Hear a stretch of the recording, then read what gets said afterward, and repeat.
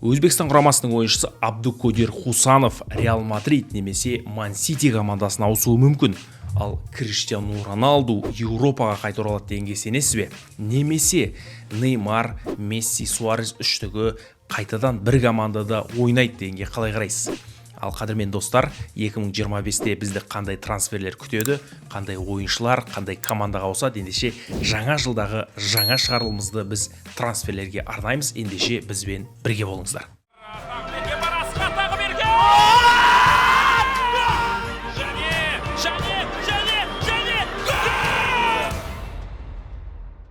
Достар, Ерспорт YouTube арнасының қолдаушылары, фондағы достарым жаңа жылдан кейін де керемет сыйлықтарды беруді жалғастырады. Ендеше комментарийде бекітілген сілтеме көк жазуға басып, өздеріңіздің сыйлықтарыңызға ие болыңыздар. Әр матчты, әр ойынды қызықтырақ етіп тамашалаңыз. Ассалаумағалейкум қадірмен достар, жаңа жыл құтты болсын. Бір қуанышты жаңалық, біз 11 мың оқырман болдық. Құттықтап қойсаңыздар болады. Сіздердің арқаларыңызда, сіздердің қолдауларыңыздың арқасында. Ендеше біз 25-тегі алғашқы шығарылымызды да осы трансферге арнаймыз. Өйткені қаңтар айында қысқа трансферлік терезе ашылды. Бір ай уақытта бірнеше команда, бірнеше жаңа ойыншыларды қатарға қосады. Ендеше алдағы уақытта қандай қызықты трансферлер болады, соны біз осы шығарылымда айтамыз. Енді қазір көптеген бақ өкілдері Өзбекстан құрамасының ойыншысы Абдукодир Хусанов жайлы жарыса жазып жатыр. Өйткені Ланс командасында ойнайтын 20 жастағы футболшы, ол жаңа команда, яғни Реал, Сити сияқты топ командаға ауысуы мүмкін. Әрине қуаныштымыз, өйткені көршілес енді Өзбекстан футболшы, бұндай жағдай жиі бола бермейді, сирек кездесетін жағдай. Сондықтан да енді Мбаппенің Реал Мадридке қашан ауысатынын дәл тапқан мықты инсайдер Фабрицио Романо дәл осы ақпаратпен бөлісті. Енді алдағы уақытта біз жаңа командасын білетін боламыз. Оған дейін біз Хусановпен танысайық. Кім, қайдан бастаған, қалай жарқ етіп таныла кетті, осы сұрақтарға жауап іздейміз. Осы Хусанов жайлы бірінші бол Instagram парақшасында жақсы ақпарат бар екен. Мысалы, Абдукодир енді 2004 жылы 29 ақпанда дүниеге келген. Туған күні 4 жылда бір рет болады. Сирек жағдай ма? Иә. 4 жылда бір рет, енді футболшыға бұл керек те шығар, өйткені туған күн тойлап, бір бас қатырып жатпайды, оған да уақыт кетеді. Сондықтан да 4 жылда бір тойлап тұрады. Егер сіз 29-ында тусаңыз ақпанда, онда сіз футболмен айналысыңыз, балаңызды футболға беріңіз, өйткені бұндай жағдайлар енді шынымен де сирек кездеседі. 4 жылда бір тойлайды. Дегенмен енді туған күні аса бір маңызды емес, оның карьерасында бұл жерде маңыздысы, бұның әкесі футболшы болған. Әкесі кезінде Өзбекстан құрамасында ойнаған, Өзбекстан құрамасында 12 матч өткізген, нағыз жұлдыз шағында 2007 жылы Азия кубогіне қатысқан. Сонымен қатар Бекабад қаласының Металлург командасының аңызы 300-ден аса матч өткізген, сондай мықты кісі болған. 20 жасында енді Хусанов әкесінен басып озды. Неге? Өйткені Абдукодир Өзбекстан құрамасында 20 ойын өткізіп тастады. Және қазір ауысайын деп жатқан командаларын көріп отырсыздар өздеріңізде. Бұл жерде енді Хикмат Хошимов дәстүрден бөлек енді баласына өзінің емес атасының тегін берген. Өйткені балам енді әкесінің арқасында көтеріліп кетті, әкесінің арқасында андай болды, мындай болды деген, әкесінің арқасында жүр деген әңгіме болмас үшін міне осындай қадамға барған екен. Енді Хашимов, енді бізде мынандай сөз бар ғой, әдемі жетектеген тазы түлкі алмас деген, түлкі алмайды деген. Сондықтан да өзінің карьерасын өз жасағанын қалады. Әрине 5 жасында Бонюткер академиясына барды. Сол кезде өзі әкесі тренер болды. Сөйте жүріп Энергетик БГУ командасында алғашқы бір сәтті ойындарын өткізді. Энергетик БГУ енді Еуропадағы жас футболшылар ойнайтын топ 5 команда. 2022 жылы ақпанда Хусанов Беларусь чемпионатына тіркеліп, алаңға шығуға мүмкіндік берілді. Оған $100 айлық төленген, 53 мың теңге айлық төлеген сол кезде. Аз өте, бірақ футболға деген махаббаты, арманы, ақша аса бір маңызды болған жоқ ол кезде. Сөйтіп Абдукодир жастығына қарамастан Беларусь командасының негізгі құрамының ойыншысы болды. Алғашқы маусымда 29 ойын өткізіп, 3 гол соққан, 4 нәтижелі пас берген. Бұл енді қорғаушы үшін шынымен ғаламат статистика ғой, енді қорғаныста жүріп. Осыдан кейін енді оған Ресейдің Спартак, Локомотив, Сочи деген командалар ұсыныс тастап, бірақ Хусанов барған жоқ. Өйткені оның арман мақсаты Еуропада доп тебу, Еуропада өнер көрсету болды да, оларға отказ берді. Сөйтіп ол әрі қарай ойын жалғастырды. Енді Өзбекстан жастар құрамасында тамаша ойнады, 20 жасқа дейінгі Азия кубогында топ жарды, сол кезде турнир бойына бір-ақ гол өткізді Өзбекстан құрамасы. Енді кімнің еңбегі? Хусановтың еңбегі, мықты ойнады. Сөйтіп 2023 жылы Аргентинадағы әлем чемпионатына қатысты жастар арасында топтан шықты, бірақ 8-ден 1 финалда Израильге жол беріп қойды. Дегенмен сол кезде Хусанов мықты ойнап, Ман-Сити көз тіге бастады. Сол кезде Ман-Сити қызығып жатыр деген инсайттар шыға бастады. Бірақ енді бірде Ман-Ситиге ауысып кету ауыр, білесіздер. Сөйтіп ол ортаңқол командадан бастауды жөн санап, Ланс командасынан ұсыныс түсті, құда түсті Ланс командасы. Сол Ланс командасына ауысты. Трансферлік құны 100 мың еуроға бағаланды. Энергетик БГУ-да жүрген кезде $100 алып жүрген бала, міне 100 мың еуроға бағаланып сатылды. Ланс командасына қосылды. Не деген аз уақыттағы бұл бағаның өсуі, мықты екенін көрген ғой Ланста. Сөйтіп Ланс командасының ойыншысы болды. Алғашқы маусымда ол ротацияның ойыншысы болды. Негізгі құрамдікі болған жоқ. Мысалы, былтырғы маусымда жалпы саны 16 матчқа қатысты. Оның ішінде Чемпиондар лигасы мен Еуропа лигасы бар. Ал негізгі құрамда ойнауға толық мүмкіндік мынау негізгі қорғаушылар Факундо Медина мен Кевин Данзо жарақат алып қалғаннан кейін пайда болды да. Кейін екеуі қатарға қайтарылғаннан кейін Хусанов та солармен бірге негізгі құрамда ойнады. Өйткені Ланс командасы 3 орталық қорғаушымен өнер көрсетті. 20 жастағы өзбек футболшысы биыл тек қызыл қағаз алып 2 матчқа қатысқан жоқ, басқа бүкіл ойында ойнады. Тіпті Франция кубогы матчында Пари Сен-Жермен қақпасына гол соқты. Әрбір ойыннан кейін прогресс байқалды. Хусановқа қазір қай командаға барса да ұтылмайды деп ойлаймын. Реалға да, Ситиға да. Енді ПСЖ-ға не советую ғой. Ақылымды тегін беретін едім, ПСЖ керек емес. Реал мен Ситидің қасында ПСЖ тұрмайды ғой. Көп ақша беріп қызықтыру мүмкін, бірақ ол ақшаға қызығатын болса, қазір Ресей чемпионатында ойнап жүретін бет. Енді Реал командасына Хусанов керек. Неге? Өйткені Хусанов бірінші пасты дәл береді. Шабуылға тез қосылады, өте белсенді, физикалық мықты, стандарттан жақсы ойнайды, баспен гол соғады. Міне осындай әмбебап қорғаушы. Енді әмбебап дегенде қабілетті ойыншы. Қазір енді Реалда жағдай білесіздер. Рюдигер ойнайды, Асенсионы алып келді. Ол да бір жақсы қосылғанымен әлі шикілеу кішкене. Алаба ол келмеске кеткен сияқты. Начо мен Рамоспен жылап көрсетіндей жағдайда қазір Реал. Сондықтан да Хусанов сияқты ойыншы қазір Ла Лигаға, яғни Реалға, Анчелоттиге керек. Шынымен де керек пе керек жоқ па? Менен қарағанда Реал фанаттары жақсы біледі. Жазыңыздар комментарийге. Хусановты керек қыласыздар ма, керек қылмайсыздар ма жалпы? Келе ма, Реалға келмей ма?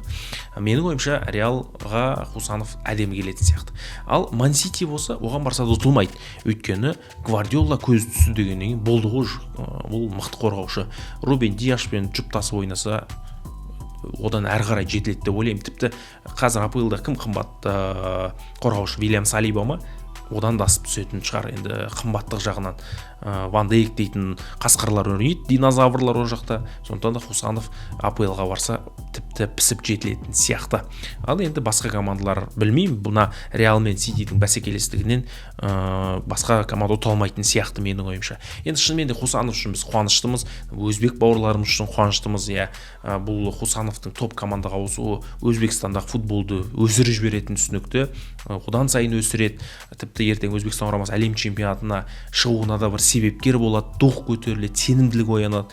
Азия төңірегінде Қырғызстан болсын, Қазақстан, Өзбекстанның жас балаларына үлкен мотивация болады. Реалға ауысу деген, енді Ситиге ауысу деген ол уровень ғой мысалы. Сондықтан да бұл біраз жастардың бір футболға деген махаббатын оятатын сияқты менің ойымша. Сондықтан да Хусановқа сәттілік тілейміз. Өзбекстандық футбол жанкүйерлерін құттықтаймыз. Осындай жақсы ойыншының шығып осындай бір жаңалық болып жатқанымен барлығы сәтті болсын дейміз. Ал Қазақстан құрамасында, Қазақстан жастар құрамасында Хусанов сияқты қорғаушы шыға ма? Біздің қазақстандық футболшылар қашан Реал, Сити сияқты Фабрицио Романо инсайт айтатындай деңгейге жетеді? Өз ойларыңыз, пожалуйста, тегін площадка алаң тұр, комментарийге жазыңыздар. Тағы да бір қызық трансфер, ол Криштиану Роналду Аль-Наср командасынан кетіп Еуропаға келеді деген сыбыс бар. Өйткені Аль-Наср мен оның келісім шарты 6-шы ай, яғни маусым айының 30-ында бітеді. Ал арабиялық команданың басшылары оған әлі жаңа келісім шарт ұсынған жоқ. Роналду қазір карьерасын аяқтайын деп тұрған жоқ, өйткені оған 2026 жылы әлем чемпионатына бару керек. Оған практика керек, ойнау керек. Ал Роналду қайда ауысады? Айтайын ба? Спортинг командасы дайын отыр алуға. Неге? Өйткені Виктор Гюкереш командадан кетеді деген ақпарат бар. Ол Барселонаға немесе Манчестер Юнайтедке ауысуы мүмкін. Өйткені бітті ғой, спортинг болды. Рубен Аморим кетіп қалды. Гюкереш осындай жанып тұрған кезде командадан ауысуы керек. Шақырған жерден қалма, шақырмаған жерге барма дейді ғой. Бару керек, шақырып тұрса бару керек. Сондықтан Гюкереш кетсе, оның орнына спортингке шабуылшы керек. Қайдан табады қазір шабуылшыны? Шабуылшыны қазір табу қиын. Сондықтан Роналду әдемі келеді бұл жерге. Португалия чемпионатында қазір Бенфика, Портулармен бәсекелестік мықты болып жатыр. Сондықтан Роналду келсе, әрі қарай менің ойымша алып кететін сияқты. Енді алғашқы командасы, Криштик командасына спортингке көмектесе алады менің ойымша. Әлі бабында тұр, 40 жаста болса да, ол қазіргі кез келген шабуылшымен бәсекелесе алатындай деңгейде. Сондықтан да мен Роналдуды спортингте көргім келеді. Ерсін, мына трансферлерді қайдан алдың? Қайда қазыңды қума деп жазуы да мүмкін. Басқа да көп оқимыз ғой комментарийлер. Ағайын деп қойықшы, енді біраз енді Романовмен араласпасақ та, біраз инсайдерлерді оқимыз, қараймыз, сөйлесеміз, табақтас болғанбыз, шәйлес болғанбыз деген сияқты әңгіме ғой. Зерттейсің, сондықтан да көп сенімді ақпараттар осындай жазғаннан кейін ол 70-80% рас сенімді инсайттер деуге болады. Тағы да бір осындай қызық трансфер, ол Неймар. Неймар Интер Майами командасына, яғни Месси мен Суарестің қатарына қосылады. Енді Аль-Хилальмен қазір тренировка жасап жатыр. Өткен маусымда, осы маусымда 3 матч өткізген. Неймар өзі айтты, мен Месси Суарестің командасына баруға қуаныштымын, мен олармен әлі де сөйлесіп тұрам, доспын, неге сол бұрынғыны еске алып ойнамасқа деп. Енді Барселона фанаттары жақсы біледі, 2014-2017 жылы маусым, ғаламат маусым, енді сөз жоқ, Неймардың жанып тұрған кезі, Месси, Суарес үштігі. Осы үшеуінің басы қосылып Барселонадай ойнап кете ала ма? Барса фанаттары бізден қарағанда жақсы білетін шығар. Комментарийге өз ойларыңызды жазыңыздар. Енді Неймар ақыр бару керек енді. Ырың-жырың болып кетті оның карьерасы. Той домалақ, би, күй, ән, қысқасы бычыт қылып жіберді карьерасы. Сондықтан да 38 жаста ойнайды, барсын, көрсін. Неймардың ойын кезінде маған қатты ұнайтын футболшылардың бірі еді. Бірақ өзі шайып кетті. Көрейік, бәлкім жанып кетер. Футболға қазір осындай бір шоу керек, осындай бір әдемі ойындар керек. Таңғы 6-та тұрып, егер үшеуі бір команда ойнаса, мен көрем сол ойынды. Интер Майамидің көруге тұрарлы ойындар, өйткені балалық шақты еске аламыз. Тем более жасы 30-да қазір балалық шақ деп айтуға бола ма, болмай ма? Оны да комментарий жазыңыз. 30-ға келдім 2024-те. Міне 16 желтоқсан болып туған күнім. Құттықтап қойсаңыздар болады. Тағы да бір трансфер, бұл Трент Александр-Арнольд. Ливерпуль қорғаушысы Реал Мадридке ауысуы мүмкін. Реалға қазір қорғаушы керек. Оң қапталдың Васкесті қинамаңыздар, болды. Ол негізі мықты футболшы, бірақ қорғаныста кәдімгі өзі үйренбеген позициясында ойнап жүр. Қиын қыстау қиылы заманда Реалға көмектесті. Голында соқты, қателікті де жіберді енді, бірақ оны бұдан артық қинаудың қажет жоқ. Васкесті өзінің орнына қойсын, бұл жаққа Арнольд келсін. Арнольд зона комфортадан шығу керек. Оның да контрактысы негізі маусым айында бітеді. Маусым айында бітсе, Ливерпуль ұсынам әрі қарай, жаңа контракт ұсынбаймын, оны білмеймін. Енді Арне Слот бұл ойыншымен отношениясы қандай екенін айта алмаймын, бірақ клуб болса енді жібермейтін еді. Бірақ клубтың өзі кетіп қалды. Анчелотти бергел деп шақырады. Анчелотти біраз сөйлеседі, звондайды, сообщение жазады. Менің ойымша Реалға Арнольд ауысатын сияқты, өйткені кез келген футболшының арманы корольдік командада ойнау. Сондықтан да Арнольд келе ме келмей ме, оны да Реалдың фанаттары бәлкім білетін шығар. Комментарийге жазыңыздар, келген дұрыс па, дұрыс емес па. Бірақ менің ойымша Арнольд Реалға келетін сияқты. Қыста болмаса да жазда. Тағы да қызықты трансферлер легін әрі қарай жалғастырамыз. Қазір Маркус Рашфорд өзінің ойын таба алмай жүр, нашар ойнап жүр. Сондықтан да Рашфорд Наполи командасына ауысады деген ақпарат бар, ал Наполи оларға Хвича Кварацхелияны береді. Әрине басына бас ауыстырмайды. Бұл жерде Рашфордтың үстінен 5-10 теңгесін қосып беретіндігі түсінікті. Өйткені енді Рашфорд мына жақта ойыны жүрмей жатыр, Наполиге барып екінші тыныс ашатын шығар. Ал Хвича Кварацхелия сөз жоқ, қазір МЮ-ға керек. Қапталда ойыны ғаламат қазір. Хвича Наполиде не істейді, не трофей ұтпайды, не бір танымалдылыққа да ол жақта аса бір ие болу қиын. Сондықтан да МЮ-ға барса, МЮ-дің кәдімгі жұлдызы болуы әбден мүмкін. Тіпті 7-ші нөмір беріп қалса да кім біледі, барлығы уақытында. Сондықтан да Хвейча МЮ-ға, Рашфорд Наполиге. Бұл енді менің айтып отырған трансферлерім 70-80% қаңтардан немесе жазда болады. Сондықтан да егер сенбеймін десеңіздер, ол да өз пікірлеріңізді жазыңыздар. Тағы да Трент Александр-Арнольд егер Реалға кетсе, онда Ливерпуль Жүл Күндені Барселонадан сатып алады. Міне, өйткені Барселонада Күнде қапталда ғаламат керемет ойнап жүр, сондықтан да ол Ливерпульға керек болады, ал Күнде Ливерпульға неге бармайды? Бару керек, өйткені Барселонада бір баланста ұстап тұру қазір өте Күнде үшін қиын сияқты менің ойымша. Бавария командасында Кингсли Коман дейтін футболшы Арсеналға баруы мүмкін, өйткені Арсеналдың қазір шабуылы нашарлап кетті. Мартинелли, Сака, Стерлинг, Жезус, Кай Хаверц. Қазірдің өзінде мына видеоны жазып отырмын, Ньюкаслдан кубоктан 0-2 ұтылып жатыр. Сондықтан да Коман шират алады бұл команданың ойынын. Не істейді енді Баварияда? Бітті ғой, Баварияда сол Гнабрилер ойнасын енді, Санелерге беріңдер. Коман менің ойымша осы Арсенал командасына ауысқан дұрыс шығар. Және Матео Ретеги дейтін шабуылшы бар, Аталантада білесіздер. Кезінде Аргентинада ойнап жүрді ол. Сөйтіп оны шақырып алды. Нағашылары италиялық жаңағындай азаматтар болғаннан кейін Италия құрамасында ойнады. Атлантада биыл өзінің ойын тапты Ретеги. Енді сол Ретеги Арсеналға ауысады. Неге? Арсеналда Жезус, Кай Хаверц шабуылда нәтиже жоқ, ал Ретеги болса бұл маусымда Жан-Пьеро Гасперинидің кәдімгі сенімді ойыншысы. Сондықтан да Арсенал Ретегиге қызығушылық танытып отыр. Одан бөлек тағы да мынадай трансферлер бар. Мысалы, мен үшін өткен маусымда ең мықты талантты ойыншы ол Омар Мармош. Египет құрамасында ойнайды, Айнтрахт Франкфуртта ойнайды, Бундеслигада енді сөз жоқ, мықты талант. Мармоштың статистикасы мынадай: Бундеслигада осы маусымда 15 ойында 13 гол соқты. Еуропа лигасында 6 матчта 4 гол соқты. Трансфер маркетте құны 60 миллион евро. Не деген мықты ойыншы бұл. Бұны кім алады? Ман-Сити алады. Ман-Сити Мармошқа қызығып отыр. Тіпті жаңағы Хусановты албаса, мынаяқты Мармошты албаса, онда проблема шешіледі деп ойлаймын. Өйткені Мармош екінші Салах деп танылады. Екінші Салах деп айтады Мысырда бұны. Сондықтан да екінші Салах Еуропаға қош келдің деп тағы да бір үлкен трансфер болуы әбден мүмкін. Ман-Ситиге тағы да бір ойыншы келеді. Ол Аталантаның жартылай қорғаушысы Эдерсон қазір ортаны жақсы ұстайды.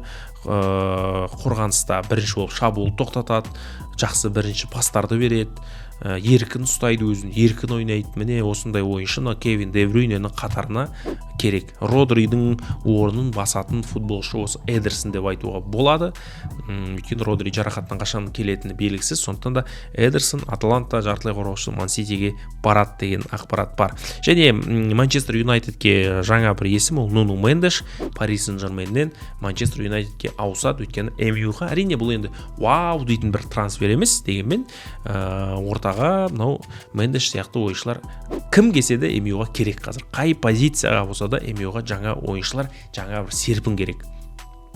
Және егер Дюкериш командаға келсе, онда Хойлунд екеуі қалады да шабуылда. Мынау Зиркзе Ювентус командасына ауысып кетеді. Өйткені торпақ бар бір Ювентуста, Влахович деген бір гол соқса 4 ойын жоқ болып кететін.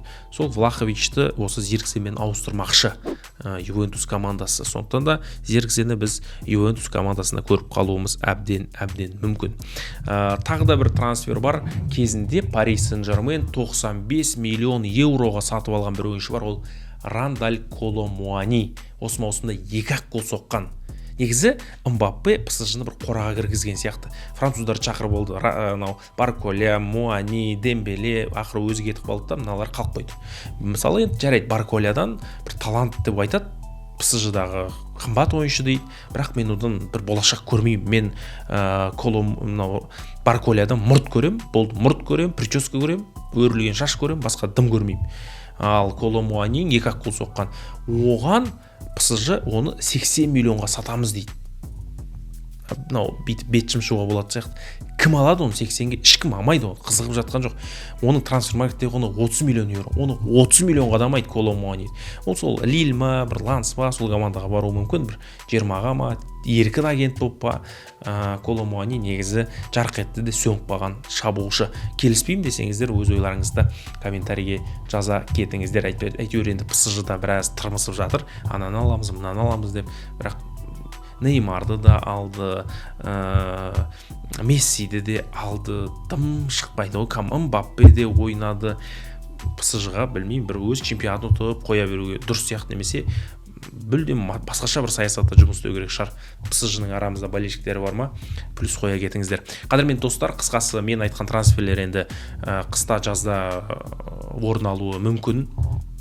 Бұл трансферлер жалпы тосын сыйға толы, сондықтан да басқа мен айтпай кеткен ойыншылар болса, жазыңыздар. Кол Палмер сияқты ойыншылар ауысады дегенде сыбыстар шығып жатыр ғой. Өз ойларыңызды жаза кетіңіздер. Мен қызықты дейтін ойыншыларды біраз теріп алдым. Жалпы енді біздің мына видеоны көретіндер каналға тіркелмей көреді, сондықтан да тіркеліп кетіңіздер. Өтініш подписаться басыңыздар, қоңыраушаны басып, комментарий жазып, бізге бір қолдау білдіріңіздер. Қазақша контентті бірге дамытайық, қазақша футбол контентін дамытайық. Қазақстан ютубта өзі соққы және гол, бірінші бол, аладоп сияқты каналдар ғой, енді көбірек түсіріп жүрген. Біз де солардың қатарындамыз. Видеоны жиі салып тұрамыз, сондықтан да сіздердің мотивация, қолдауларыңыз одан бетер футбол, спорт тақырыбында ютубта контенттің көбеюіне себеп болады. Артымызда келе жатқан інілеріміз, замандастарымыз түсіре бастайды. Сөйтіп ютубты жаулаймыз да басқалар шығарып жібереміз де таза ютубты қазақша қыламыз. Сондықтан да қазақ тілінде футболды көргілеріңіз келсе, комментарийге жазыңыздар. Және комментарий жазыңыздар деп қой, каналға тіркеліп кетіңіздер. Достарыңызға WhatsApp-пен таратыңыздар. Және тағы бір нәрсе, мысалы күніге футболда жаңалықтар болып жатыр ғой, күніге. Сол менің Telegram каналымда күніге қазақша жаңалықтар шығып тұрады. Мынау описаниеде Telegram каналымның сілтемесін қоям, тіркеліп кетіңіздер. Күніге футбол жаңалықтарын біліп отырасыздар. Сол жақта өзім админмін, біздің админдерде көмекшілерім күндіз-түні жаңалықтар салып тұрады. Қазақ тілінде 40 000 оқырманымыз бар, солардың қатарына қосылыңыздар. Ендеше назарларыңызға үлкен рахмет. Қадірмен көрмен, тағы да жаңа жылдарыңыз құтты болсын. Ауырмаңыздар, аман болыңыздар, жақындарыңыз аман болсын. Бір-бірімізді қолдап жүре берейік. Келесі кездескенше жеңісті күндерде жүздесе берейік.